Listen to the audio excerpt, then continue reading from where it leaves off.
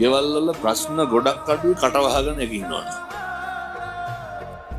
එකක් කිව්වොත් අනිත් පැත්තෙන් 60ක් විතර කියන්නේ නැද්ද අපේ ගෙවල් වල? කොහෙද සමතය? කොහෙද මෛත්‍රිය? එකට එක කියන එක නවත්තන්න පුරුදු වෙන්න. එකට එක කරන එක නවත්තන්න.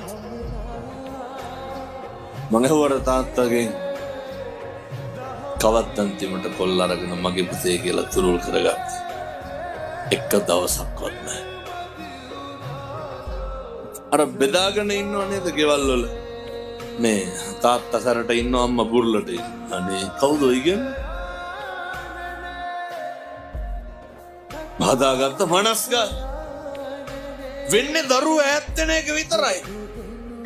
මම අපේ තාත්තලාට කියනවා පැත්තොන්ගේ අර බජාර් භාෂාවෙන් කියන්නේ ආතල්. පැත්තන්ගේ ආතල් හින්දා දරුවෝ නැති කරන්න එපා.